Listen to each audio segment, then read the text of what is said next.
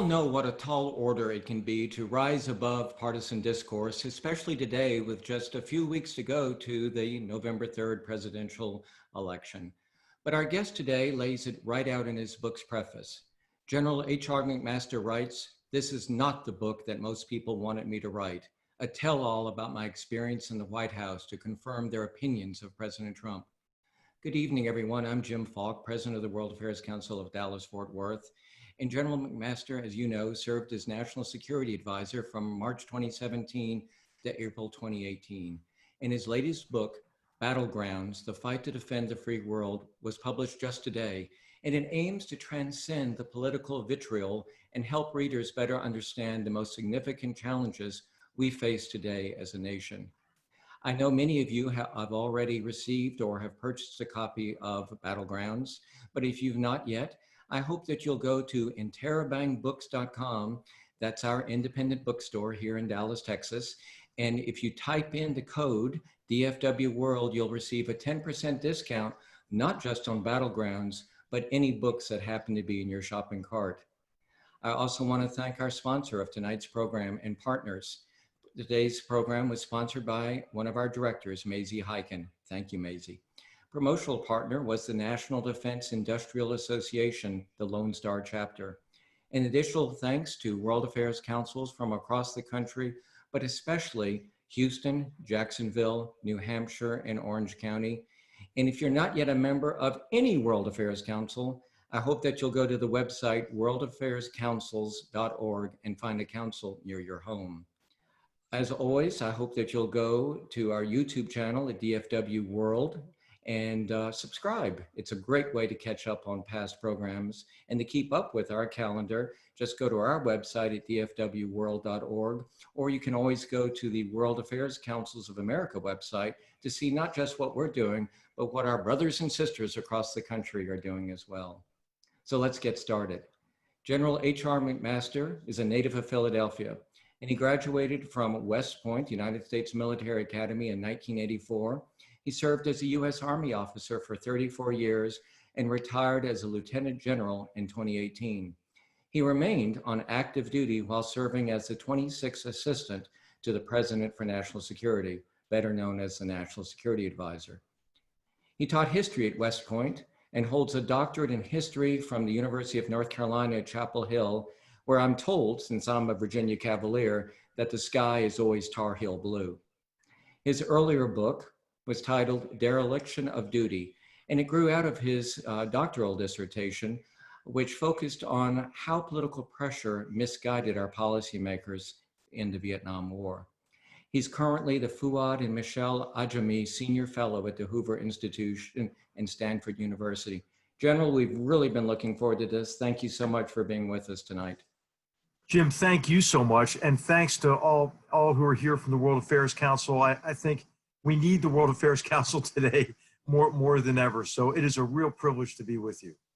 You know, I just thought I might start by asking you about your relationship with Fuad Ajami. I suspect most of our viewers don't know him. I knew him when I worked at the Middle East Institute many decades ago. Well, he was a dear, dear friend, one of the wisest people I've ever met. And as you know, his prose was elegant, almost lyrical. And he was a wonderful analyst, but he viewed everything through the lens of a humanist and a very humane person. And I had the deepest respect for him.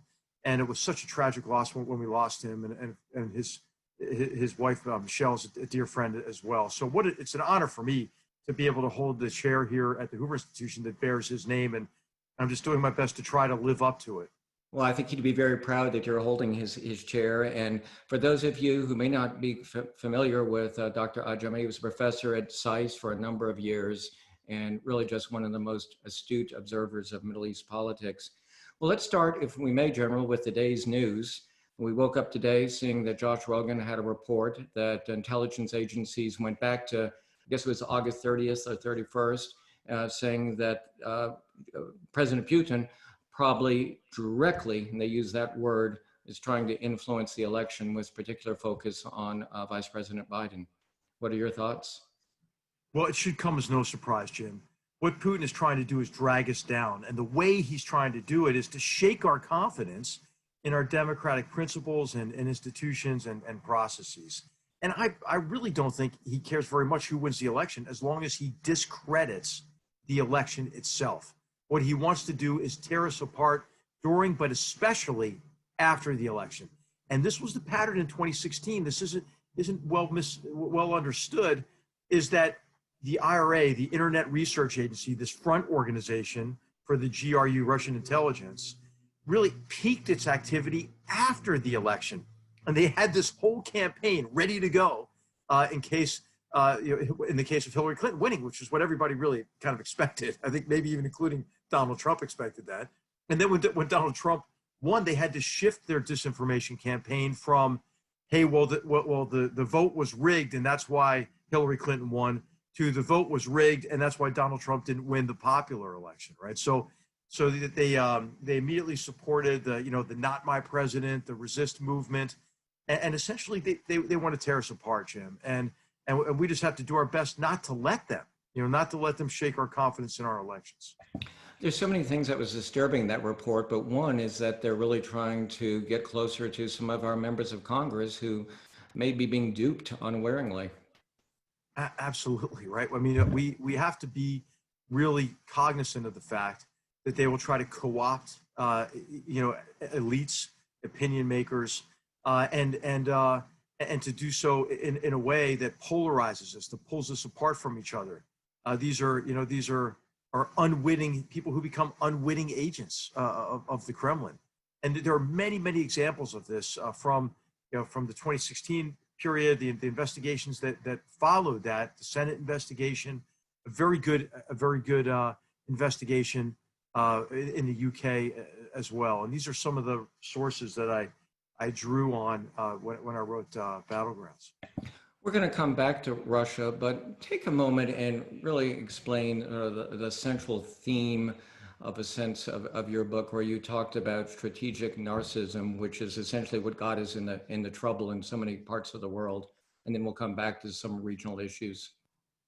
Well, I use the term strategic narcissism to describe our tendency to define the world only in relation to us, and in particular, how we might like the world to be. And because we don't view complex problems and challenges from the perspective of the other, we therefore define the world, again, only in relation to us, and oftentimes as we would like the situation to be rather than the way it really is. We then develop strategies that are based on wishful thinking, on self-delusion, are self-referential. And this is why we put into place policies that are either over-optimistic, as they were through the 1990s, or over-pessimistic, as we've seen a shift in our foreign policy, especially since 2008. So going back to Russia, there's a section of your book where you said that at least 3 U.S. presidents have, in a sense, fallen under Putin's spell. Why do you think that is? Is it just that we're looking for, it's sort of the American personality to always want the glass to be half full? He's an operator. Putin's an operator. He's a KGB agent. He is extremely good at using people's weaknesses against them. And so I tell the stories in the book of President George W. Bush meeting Putin, and during this meeting, Putin let dangle from his neck a gold cross, and of course knowing that President Bush would inquire about it, and then President Putin tells him this apocryphal story about how this cross was the only item left after his grandmother's house caught on fire, and he's worn it ever since. Of course, it's a complete lie, but it played to what he thought President Bush's predilections would be in terms of forming a bond with Putin. And then, of course, you have President Obama coming in, also saying, "Well, let's reset the relationship with Russia." And we have the stories of and the example of Secretary Clinton traveling to Geneva to meet Lavrov with the reset button. And we have President Obama leaning over to Medvedev, as Medvedev is keeping the seat warm for Putin to come back into the presidency, and saying, "Hey, we'll be able to work with you more after the elections," and trading off missile defenses in Poland for what he hoped would be a better relationship. Well, President Trump says, "Well, wouldn't it be great? Wouldn't it be great if we had a relationship with Russia? What's wrong with that?" Well, what's wrong with it is it's just not going to happen under Putin. And it's not going to happen because of the emotions and aspirations that drive and constrain him. And this is the other theme in the book, Jim, is strategic empathy, a term I borrow from a great historian named Zach Shore, dear friend of mine, and just one of the clearest thinkers, I think, on foreign policy from a historical perspective. And strategic empathy is essentially paying attention to those emotions and aspirations and ideologies that drive and constrain the other, and how important it is to really understand patterns of adversaries, but then also to try to maybe anticipate pattern breaks. And we saw some pattern breaks with Putin going back to 2007, denial of service cyber attacks on Estonia, 2008, invasion of Georgia, continued political subversion, the use of cyber-enabled information warfare in Europe. And we didn't adapt to it. We should have seen it earlier, I think. You can tell that you were a general in the military for a long time, because there are sections to your book where you say, now here are the 3 points, here are the 4 points. So let's go, and I won't do a Rick Perry moment on you and ask you to remember all your points, but you talk about some mistakes that we made after winning the Cold War. I don't think George H.W. Bush would ever want to phrase it that way, but how did the result after the Cold War affect our policy? Well, I don't want to be unsympathetic to people from this period, right? There was reason to be optimistic, Jim, as we all remember, for those of us who are old enough to remember, in the 1990s. I tell the story in the book that I was patrolling, a regiment was patrolling the East-West German border the day that East Germany lifted travel restrictions to the West. And then we watched the Soviet, the Cold War end, the Iron Curtain come crashing down, East Germany being absorbed into West Germany, the Soviet Union breaking apart, and that was followed very rapidly after that by the Gulf War, during which we displayed tremendous military prowess against the sixth largest army in the world with an overwhelming victory. And so I think this was a period of growing optimism. Remember President George H.W. Bush saying, hey, I hope that this is a new world order that is no longer governed by the rules of the jungle, but rather by rule of law. Well, that was a hopeful aspiration, but it turned out not to be the case. And the assumptions that you mentioned that we bought into were that there was this arc of history that had guaranteed the primacy of our free and open societies over closed authoritarian systems. Hey, ideological competition was over.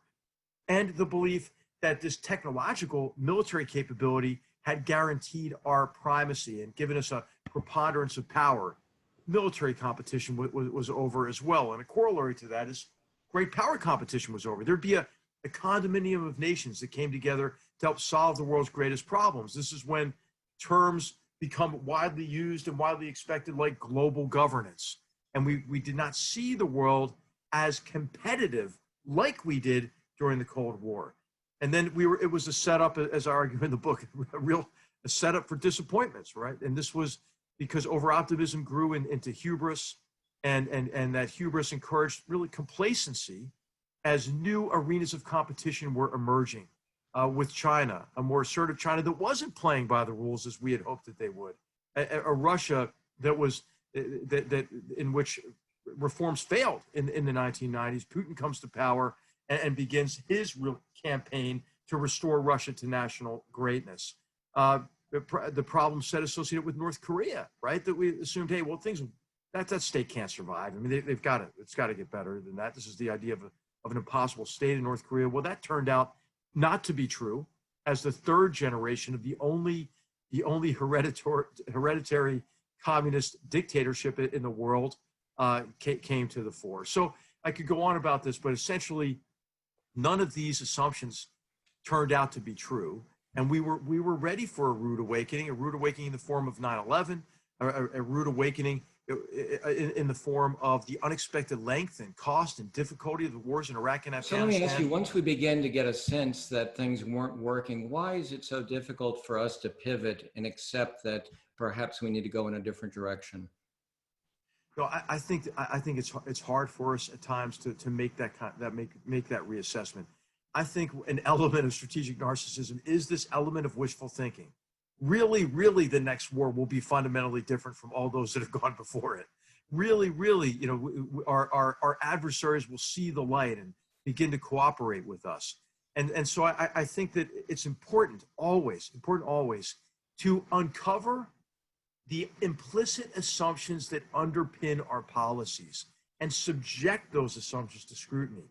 That's what I endeavored to do when I came as National Security Advisor. And I think as a result, we were able to put in some long overdue and very significant shifts in our foreign policy. And I would say foremost among those shifts was the approach to China.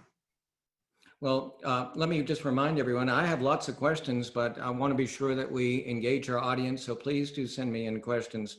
So if I don't ask you this question, I know one of our directors will say, why didn't you ask? So you were with President Trump nearly every day for a little bit over a year. And what are your thoughts about why he is so unwilling to talk about President Putin's involvement or Russia mischief? Is it because of a concern about that it might, in his view, affect the legitimacy of his victory? I think the president, and I've spoken about this I think once or twice before. I think, and I write about this in the book, he conflates three separate questions. Question one, did Putin meddle in the 2016 election? The answer to that is, heck yes, he did. It's incontrovertible. Question two, did Putin have a preference for who would win that election? I think that's open for debate. I really believe that what Putin wanted most was to divide us and pit us against each other. I mean, it's a fact that about 80% of the bot and troll traffic was on race, to divide us on race. A distant second was on gun control and immigration, or vice versa, for second and third. And so what they really wanted to do was just divide us on these issues, pit us against each other, and then just raise doubts about the legitimacy of the election process. And then the third question is, well, if they did prefer Trump, did they have an effect? We'll never know the answer to that. And I think the president, because of the way things were handled prior to the election by the FBI, which I think was should be a huge disappointment for the agency, the Steele dossier and so forth. I mean, I think that he came in, under this cloud that in his mind conflated these three questions. What did you want to accomplish when you decided to take the job shortly after President Trump was elected? As we know, Michael Flynn was not there for very long. What were your goals? This was the fifth president under whom I served, if I include my time at West Point. And for me, I wanted to continue serving. To me, it was an opportunity to continue serving our country, to serve a new president, and to address, Jim, what I had seen as the huge disconnect between policies and strategies based in Washington, based, I think, kind of on the world as Washington might like it to be, and the reality of places that I was confronting through personal experience in Iraq and Afghanistan. And I thought that I could put into place a process that would compensate for the pitfalls in how we develop our policies and strategies, pitfalls that I was made aware of through historical research as well.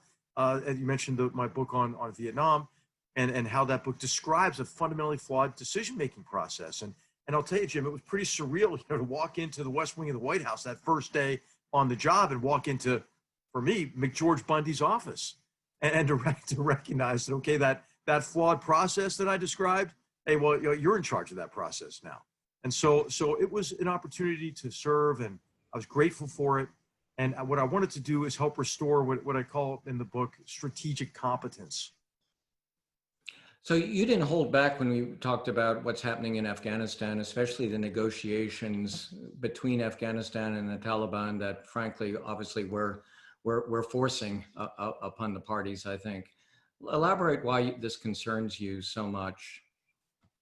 It concerns me because really Afghanistan is at the frontier, a modern day frontier between barbarism and civilization. We are engaged there against the enemies of all civilized people, a brutal enemy who really uses ignorance to foment hatred and then hatred to justify violence against innocents. And it's immensely important for us to sustain that effort, not that we should bear the brunt of the fight, not that we should keep 100,000 troops there, but we have 11,500. Who knows what the number is? It's a small number now, mainly there to enable the Afghan security forces and support an Afghan government such that Afghanistan can be hardened against the regenerative capacity of the Taliban and these other terrorist organizations that are already there in this sort of terrorist ecosystem in between Pakistan and Afghanistan. And you know what, Jim? I mean, Afghanistan doesn't have to be, you know, Denmark or Switzerland. It just needs to be Afghanistan.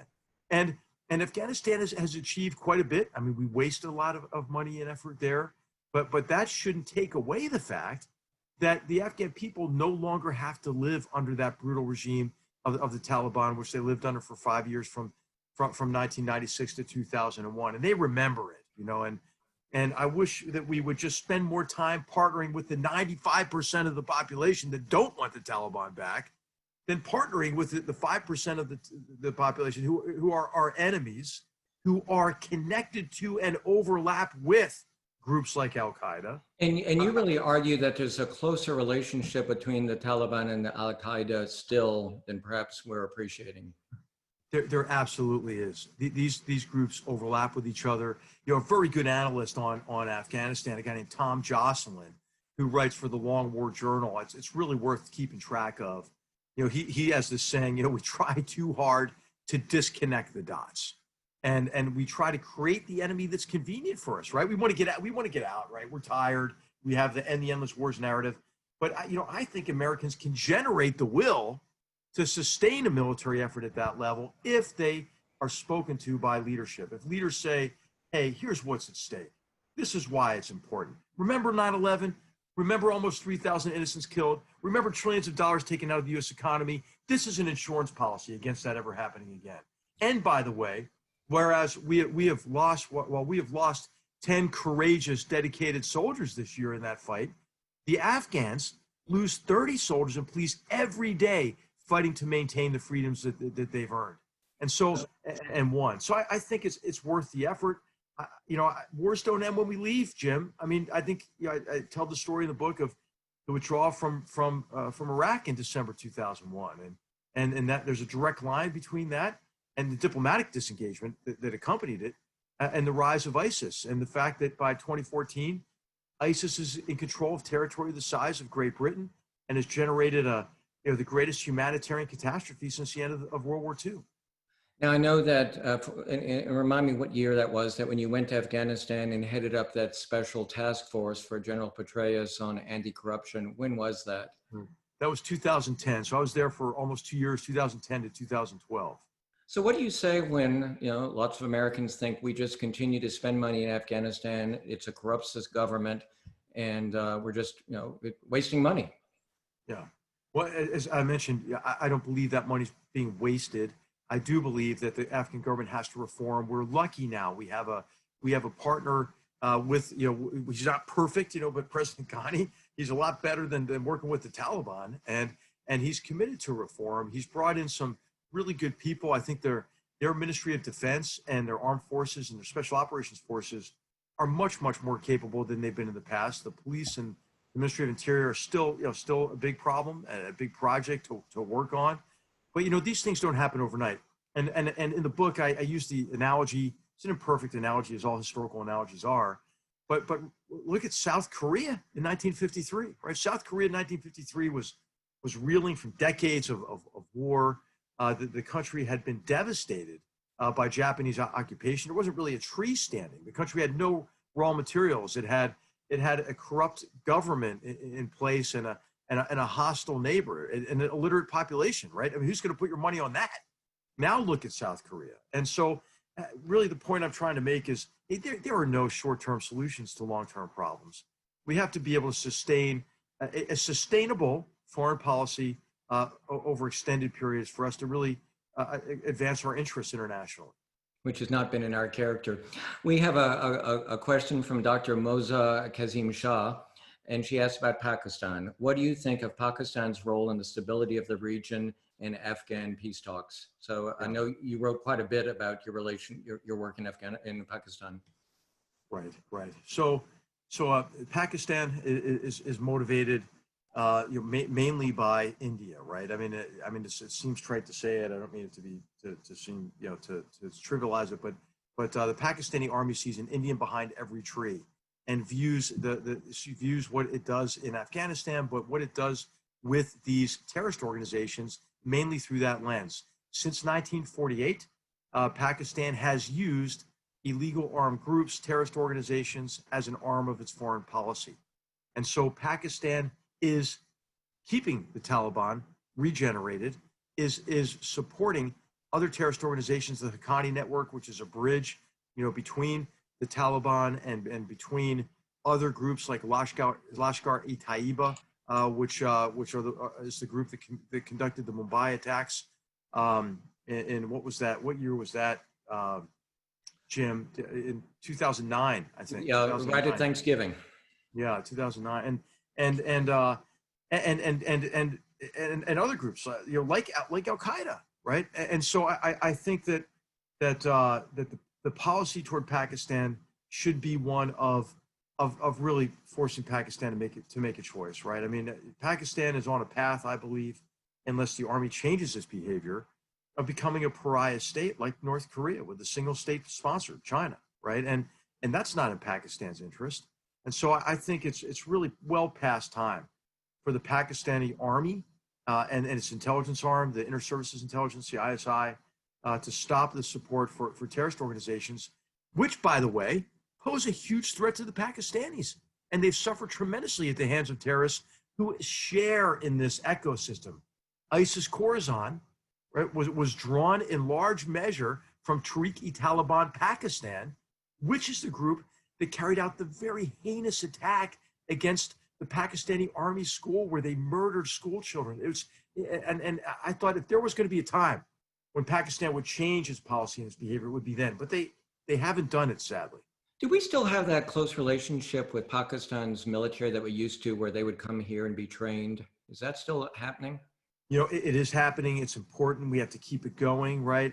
That's an element that I would not shut down. I would shut down other forms of assistance, and we have. But what happened is after Pakistan, after it became incontrovertible that Pakistan had a nuclear weapon, right? Was pursuing a nuclear weapon. That's when the Pressler Amendment kicked in, and as a result, we cut off all military-to-military ties to Pakistan. That happened.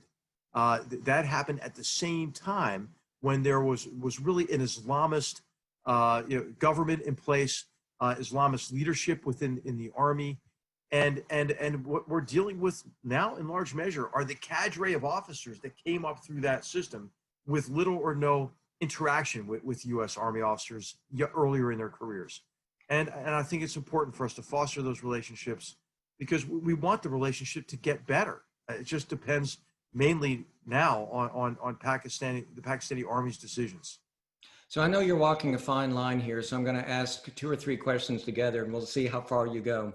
This comes from Pittsburgh. So, it's Pennsylvania, so that should make you feel good. General McMaster, could you characterize how it was to work with President Trump? Were you able to be effective working in your very direct manner? And another person essentially asked the same type of question. Let me find that.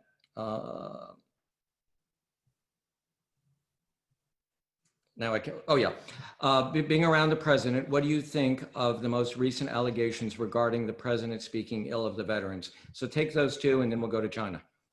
Okay, so, I believe that we and our staff, that I served the president well when I was there, but in that toxic environment of Washington and in the White House, you just get you get used up, right? And you get used up in large measure because there are people there who don't share what you would hope, I think, everybody's motivation would be, which would be to help the elected president succeed and help that president succeed by presenting that president with multiple options and then assisting with the sensible implementation of that president's decisions. Jim, as you know, in Washington, there's a second group of people there who are not there to serve the president in that way, but instead are there to advance their own narrow agendas. And there are those who then define themselves in the role of saving the country, maybe the world, from the president. This is kind of the so-called— You're not talking about your successor, are you? John Bolton? So I think that I was in the first category, and the people that were in the second and third categories, I think they saw me as an impediment, right, to pursuing their agendas. So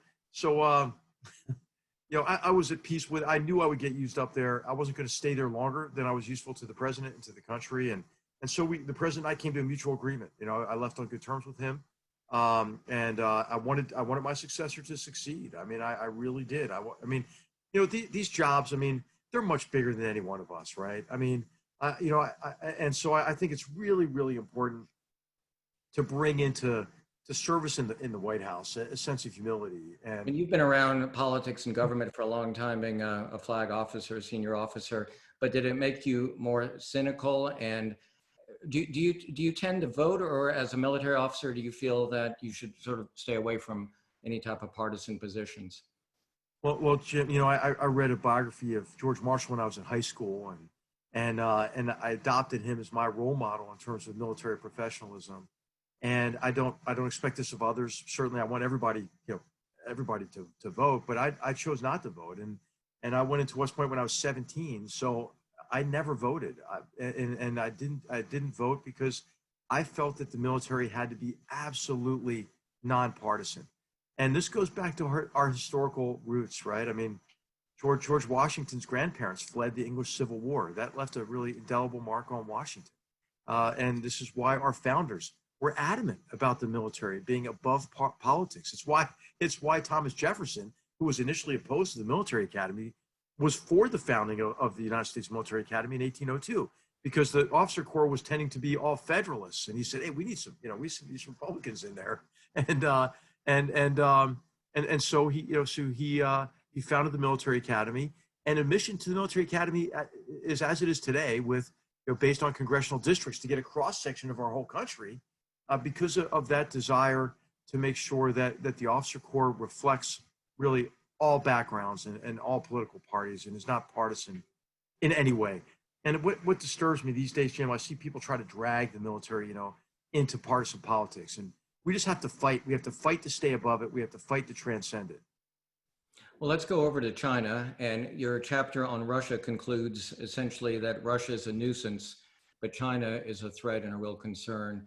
Break down for our viewers how you see the China strategy. Well, I think the first, you know, the first consideration has to be, hey, what is driving Chinese behavior? You know, what are the emotions, the aspirations, the ideology? And I would put first and foremost fear of chaos, fear of losing control. And that's why you see the Chinese Communist Party extending and tightening its exclusive grip on power. Internally, it's also connected to this narrative of national rejuvenation and taking center stage in the world. And that drive is aimed at achieving some objectives that are at our expense.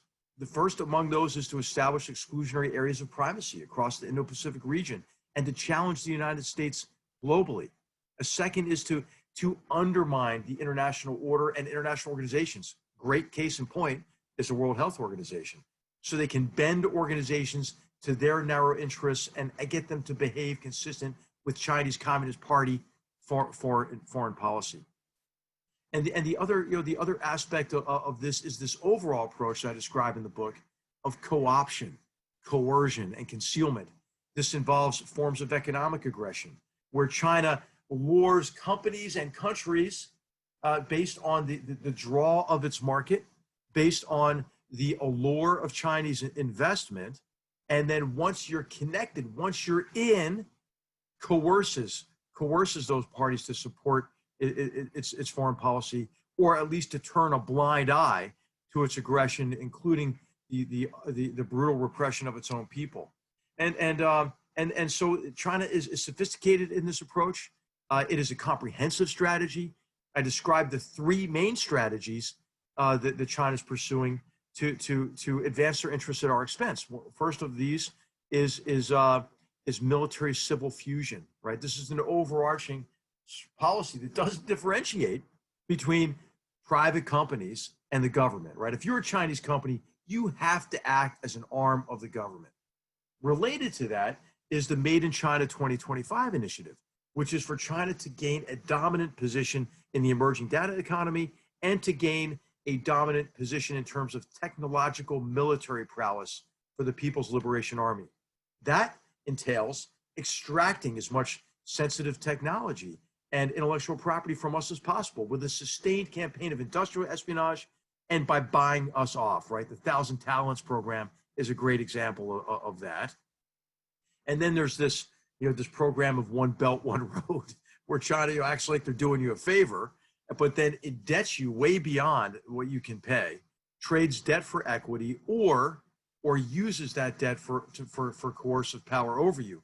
More recently, what we're seeing is the export of the entire authoritarian system and this technologically enabled, Orwellian surveillance police state, right? And you see that in countries like Cambodia and Zimbabwe and so forth. So I'll tell you, if the Chinese Communist Party succeeds, our world will be less free, less prosperous and less safe.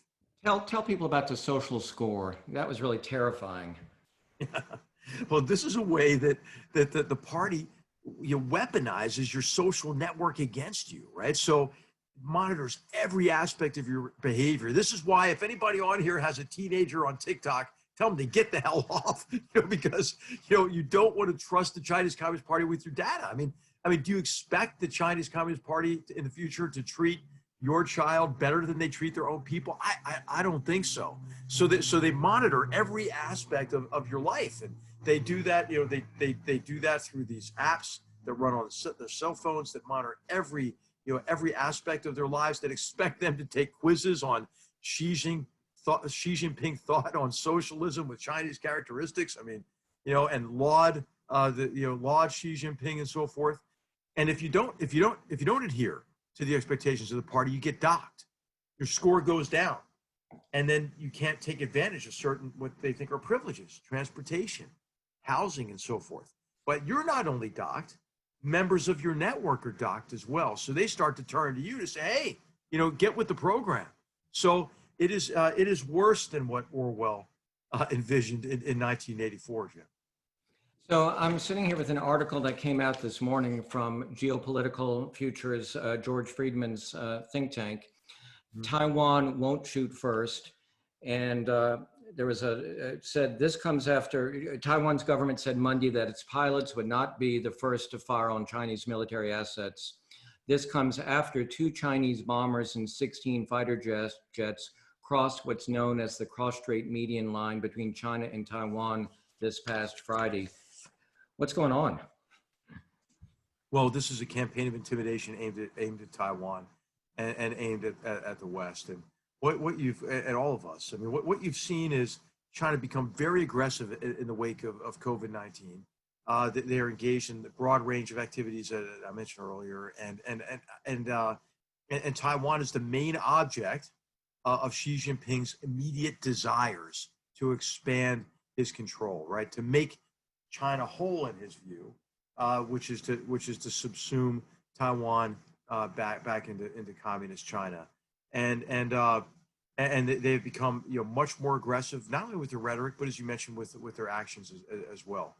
What's troubling about this is this could be a way to desensitize Taiwanese defenses. So hey, the next one that comes might be for real. And the second is that when they engage in this kind of aggressive behavior, accidents can happen, and there can be a rapid escalation. You might remember the Hainan Island incident, where a very aggressive Chinese PLA Air Force pilot rammed into one of our surveillance aircraft, and that could have precipitated a much larger military conflagration. You see this with their naval forces. I mean, they're ramming ships in the South China Sea. They've sunk a couple vessels. I mean, it's and for the environmentalists who are here, I mean, how come China gets away with destroying complete ecosystems in the South China Sea with this dredging and building of islands? I think the acreage number, if you just Google this, South China Sea coral reef destruction, China, it's astounding. So I think there should be fleets of Greenpeace boats, sailing these islands and the Chinese vessels that sustain them. So Carolyn Hockley asks, President Trump says he inherited a poor military. Your comments, President Obama decreased military strength after pullout from Iraq, as other presidents did as well. So essentially, how strong is our military now? Well, I'll tell you, we really suffered, I believe, under the Obama administration as a military because those force reductions were made when the wars were still going on.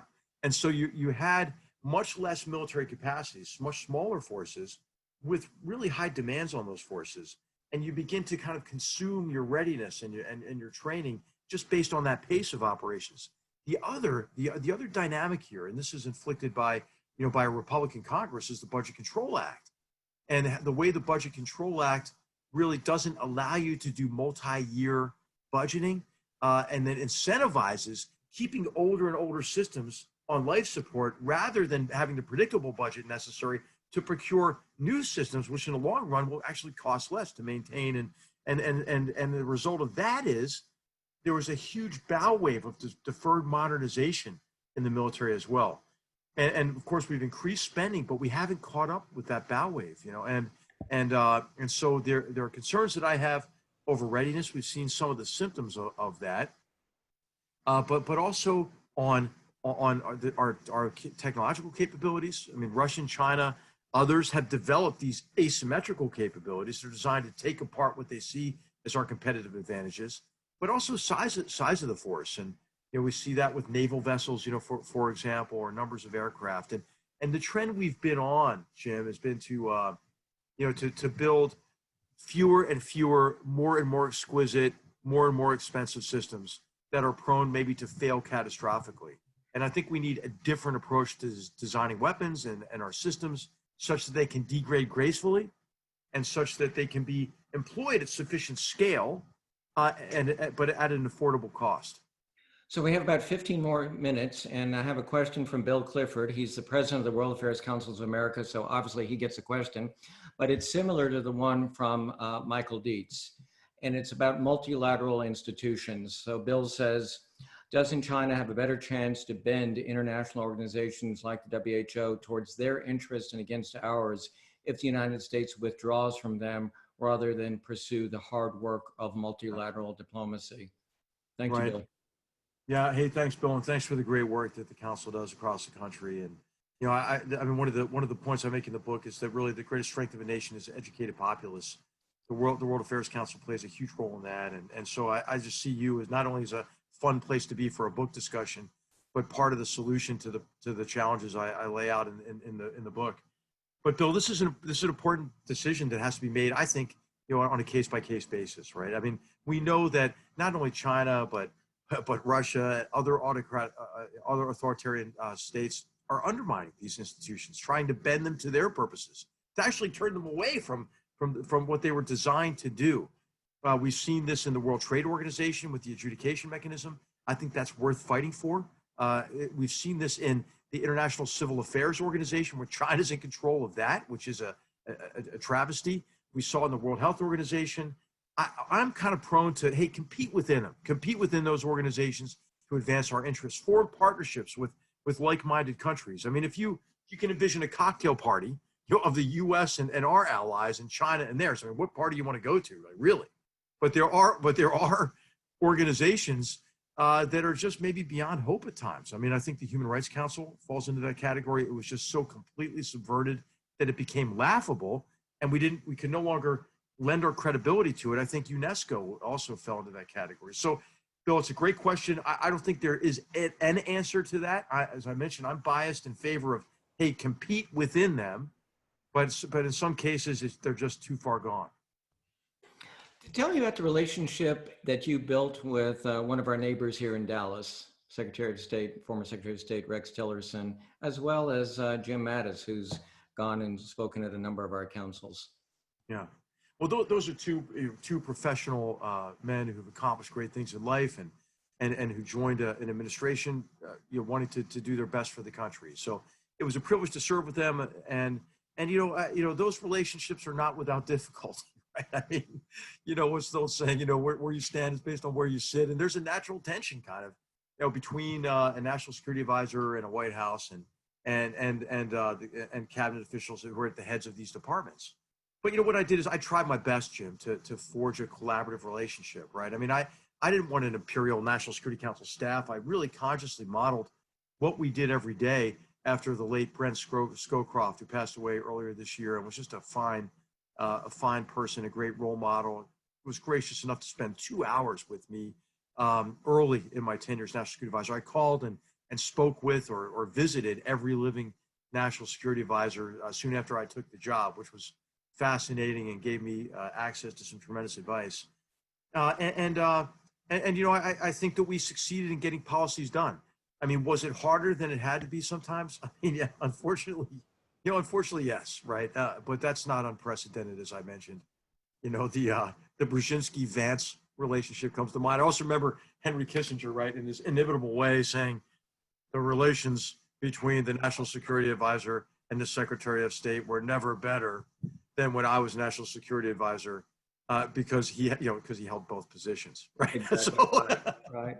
Well, one of the chapters that I really enjoyed the most, because it was truly thrilling, was when you talked about the negotiations to bring about the summit between Kim Jong-un and President Trump. You were really in the thick of it there.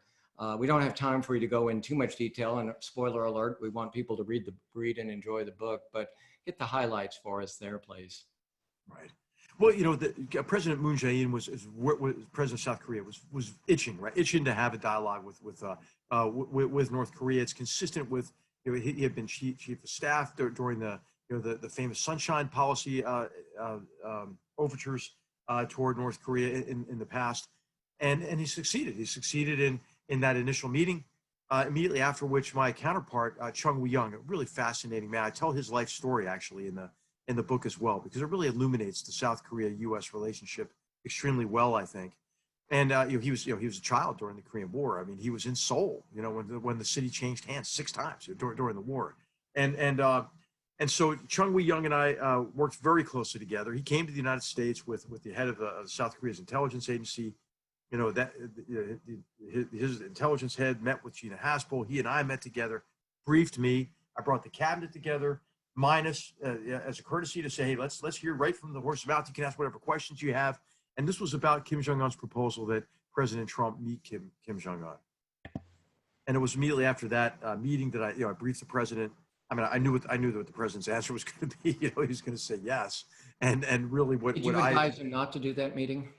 Or well, you know, I told him that I think it would be better for us, all things being being equal, if we could let maximum pressure run longer, right? Because what we wanted Kim Jong-un to conclude that, hey, you know, you're safer without nuclear weapons than you are with them. Your regime isn't. You're going to be better off. The Kim family regime is going to be better off.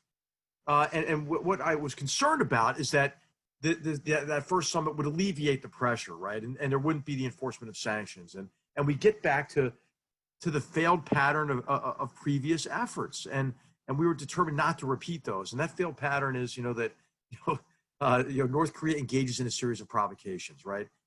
Typically what we would do in the past is we would rush to talk to them, fall all over, say, let's talk to them. And sometimes in multilateral formats, and then what North Korea would do is then demand a payoff just for the privilege of talking with them, then demand the alleviation of sanctions, extort that from us, engage in long drawn out negotiations that end in a weak agreement that, guess what? They break with the next provocation. So we said, okay, let's not do that again. In fact, the chapter in which I lay this out is called The Definition of Insanity. Okay, let's not do that again. But there were some advantages to the president talking with Kim Jong-un, right? I mean, previous efforts were bottom up. Okay, that didn't work. This would be top down. They were both kind of unknown quantities as leaders, disruptive maybe figures and so forth. And so maybe something good could happen. So I thought, okay, how do we mitigate it? Let's keep the pressure in place while we pursue the summit. And I think that's what we have now. I mean, we still have that strategy in place. We have unprecedented sanctions, which are imperfectly, inadequately enforced. I think we should do that. There's much more we can do under the strategy of maximum pressure vis-a-vis China. If China doesn't continue to enforce the sanctions with interdiction, all sorts of other actions we could take. So I there was a downside from my view, but I knew the president would want to do the summit, and so it was my job, right, to make that option as good as possible. So another area, and I wish we had more time, but that's why people are going to enjoy your book, is Iran. You had very strong feelings about that, and you were really caught in an awkward situation between the president's policy and your own views and how they developed. The president was really hell-bent on withdrawing from the agreement, which made it difficult for you. Well, I didn't really try to convince him, Jim. Like, I didn't try to say, hey, this is what you have to do, Mr. President. I always try to give him multiple options. And I think the reason why he didn't pull out right away is I said, hey, you can pull out anytime you want. And before you pull out, we have some leverage. Some leverage, maybe not necessarily with the Iranians as much as we do with some of our allies and like-minded countries to say, hey, look, hey, we'll stay in the JCPOA in the short term, but you have to work together with us to fix the fundamental flaws in the deal. And just as importantly, to sanction Iranian behavior that lie outside of that deal, especially in connection with Iran's continuation of the 40-year-long proxy war against the great Satan, us, the little Satan, Israel, and the Arab monarchies. And so that was the message I gave the president, and on behalf of the cabinet, who joined me in making that recommendation. But hey, Jim, I knew it was only a matter of time, right? I mean, the president said it's the worst. Yeah, he said it was the worst deal ever. My chapter title is a bad deal, right? As a historian, you never say anything is the worst or best ever, because nothing is ever unprecedented.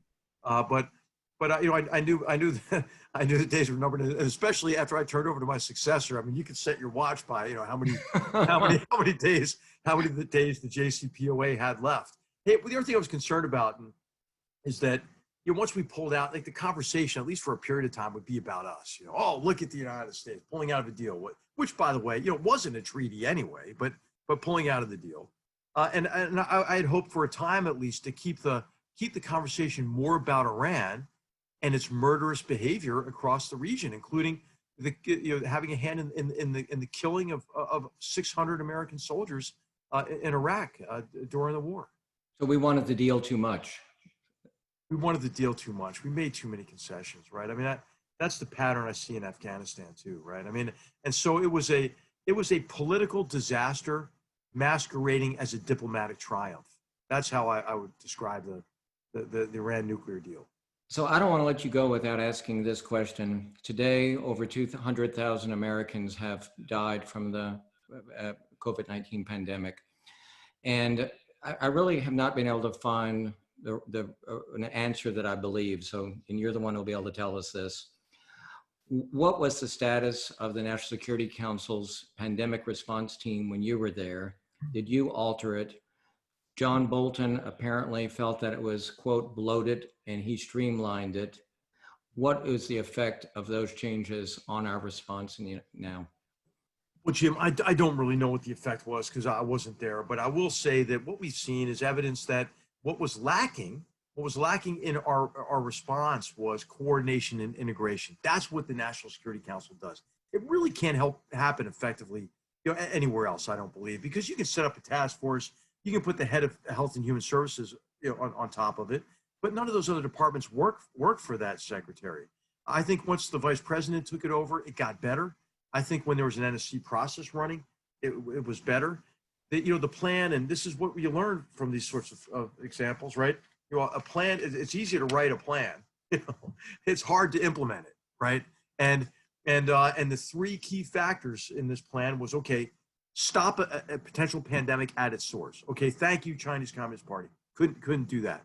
The second is to generate a biomedical response. This is where we fell short. But I think some of the criticism, it's a little too strident on the Trump administration. I mean, it's deserved, right? I mean, we didn't have the stocks we needed, but this was the result of supply chains developing over years and years, that they were overly fragile. It was based on efficiency rather than effectiveness, just-in-time delivery, and over-reliant on Chinese manufacturing, right? That was a big mistake over many years. Pharmaceuticals, I think, fall into that same kind of category. And then once you have a crisis, right? Once you had that big spike, you don't have any time. So you're throwing resources at it, but the laws of physics still apply, right? Now we have more ventilators than we'll ever need, but we didn't have them right when we needed them. And so that's the response and the coordination and integration. That's something to really focus on. And then the third area, which I think we're going to do really well in, Jim, we are doing well, which is in innovation, right? Biomedical innovation. Over multiple administrations, we sunk a lot of resources in it. So did Bill and Melinda Gates. Thank you to them. But what is that has given us is the ability to rapidly prototype a vaccine. We didn't have that capability before. It's also given us the capacity to manufacture vaccines at scale, which we didn't have before. And so this warp speed, I've got a good feeling about it. I really do. I know Gus Perna, the military officer who's in charge of logistics. He's a great guy, a really a phenomenal officer. So I think okay, the two of the three we couldn't get done. That's good to hear. We want to share your optimism. So how unfair is this to ask you to comment on the Abraham Accords and the reshaping of the Middle East in 2 minutes? Okay, well, quickly, it's a really big achievement. It's a really big achievement, and I don't think we want to underestimate it. I really get sad by the partisan vitriol. And I mean, this is something. Okay, give the Trump administration credit for this one, right? I mean, go back to the Riyadh conference, right? And everybody said, "What the heck is Donald Trump doing going to Saudi Arabia?" But look at his speech and King Solomon's speech. Those were, I think, extraordinary speeches because of how aligned they were. And I think there was tremendous diplomacy involved in deepening these relationships that already existed, but deepening these relationships between the United Arab Emirates, Bahrain, and other Gulf countries and Israel. It's important. It's important, first of all, because it sends a strong message to Iran. You can no longer prosecute the sectarian civil war unchecked. You can no longer use religion to divide people and to enmesh them in conflict, to keep the Arab states perpetually weak, and to threaten Israel with destruction. I love the name Abraham Accords because it communicates, hey, we're all people of the book, right? We are bound together in our common humanity. And so, hey, I feel really, really good about it. I'm glad it happened. I know it also, it at least suspended, I think, closed the door on annexation of the West Bank, which is a positive development. I think at least it keeps open the very difficult prospect of a two-state solution. So, hey, it's very rare, Jim, that you get good news out of the Middle East. And when we do, let's just take a moment to say, hey, this is a good thing. Our mutual friend Brian Crocker always says, if you think today is bad, tomorrow will be worse. So when you're talking about the Middle East, well, I think our viewers can tell that this is really a substantive book. The gentleman and I were talking before we started, and I said there are lots of easy, fun books to read and sort of gossipy, but this book is really worth reading. Don't just keep it on your shelf. It's very well written, and I know you'll learn a lot, and you'll continue to refer back to it. General McMaster, thank you for your service to our country, and thanks for being a guest of the World Affairs Councils all across the country, and continued success and good health to you and your family. Jim, let me thanks. remind you, yes, sir. And let me remind everybody, I hope you'll join us tomorrow when we are with PJ O'Rourke. It'll be a fun program, a little different tone. So hope that you'll be there, and always go to our website at dfwworld.org. And thank you again to our sponsors. Have a great evening. Thanks for being with us.